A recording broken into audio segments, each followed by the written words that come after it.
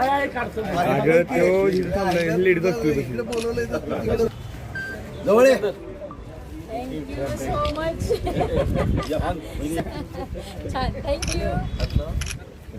अरे तो वरती जा जरा. आता मागे राहू नका.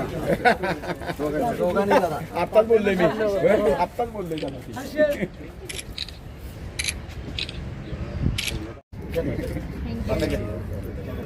हे वाटा की सगळ्यांना 16चे भारतीय जनता पार्टी आणि श्रीमंत छत्रपती उदयन महाराज आणि श्रीमंत छत्रपती शिवेंद्रसिंह महाराज यांच्या नेतृत्वाखाली उभे असलेले दोन्ही उमेदवार छत्रपती उदयन महाराजांचे खंदे समर्थक आणि पार्टीचे प्रमुख ॲडव्होकेट डी.जी. बनकर साहेब, आमच्या वैशाली राजे भोसले ताई मॅडम यांची मोठ्या मताधिक्याने या निवड झाल्याबद्दल आमचं सर्वांचं दैवत असलेले श्रीमंत छत्रपती दादा महाराज यांच्या साक्षीनं ह्या दोघांचा या ठिकाणी सर्वांच्या उपस्थितीमध्ये सत्कार करण्यात आला. डी.जी. बनकर साहेबांचं काम यापूर्वी सर्व सातारकरांनी बघितलेलं आहे आणि नवी जुनी एकत्र घेऊन सगळ्यांना बरोबर घेऊन एक चांगल्या पद्धतीचं, कारण भारतीय जनता पार्टीच्या रूपानं आज एकूण म्हणजे अपक्ष जरी 9 आणि एक शिवसेनेचा उमेदवार असला तरी, कारण सगळेच्या सगळे अपक्ष उमेदवार हे श्रीमंत छत्रपती उदयन महाराज आणि श्रीमंत छत्रपती शिवेंद्रसिंह महाराज यांच्या विचारालाच मानणारी मंडळी आहेत. आणि आज ते सगळेच उमेदवार छत्रपती महाराजांच्यावर प्रेम करत असल्यामुळं सगळे भारतीय जनता पार्टीमध्ये भविष्यामध्ये येतील, तर सगळ्यांना बरोबर घेऊन काम करायचं.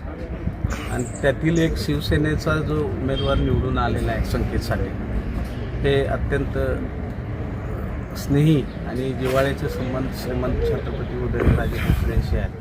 त्यामुळं मला वाटतं आता एक एवढी मोठी सत्ता मिळाल्यानंतर बनकर साहेब असतील, अमोलराव मोहिते नगराध्यक्ष असतील, सर्वच सगळे भारतीय जनता पार्टीचे आणि सगळे इतर संलग्नित असलेले उमेदवार म्हणण्यापेक्षा प्रतिनिधी, नगरसेवक यांना आता एक मोठी जबाबदारी येऊन सोपली त्यांच्यावर, की आता केंद्रामध्ये भारतीय जनता पार्टीचं सरकार आहे, राज्यामध्ये भारतीय जनता पार्टीचं सरकार आहे.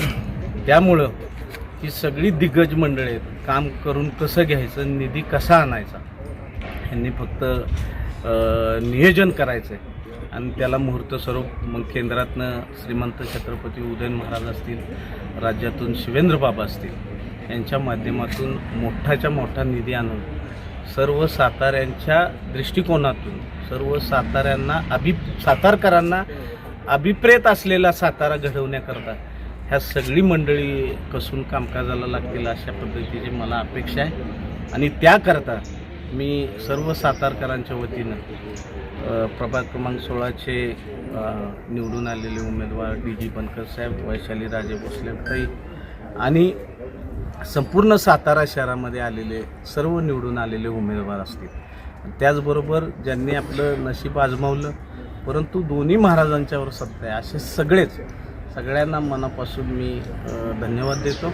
आणि सगळ्यांना एक विनंती करतो की सर्व सातारकरांच्या स्वप्नातला सातारा घडवण्यासाठी सगळ्यांनीच एकजुटीनं जे निवडून आलेले त्यांच्या पाठीशी खंबीरपणे उभं राहावं आणि आपल्या सर्वांचं दैवत असलेले श्रीमंत छत्रपती उदयन महाराज आणि श्रीमंत छत्रपती शिवेंद्रसिंह महाराज यांचे हात बळकट करावे ही कळकळीची विनंती करतो आणि मी थांबतो. जय हिंद, जय महाराष्ट्र.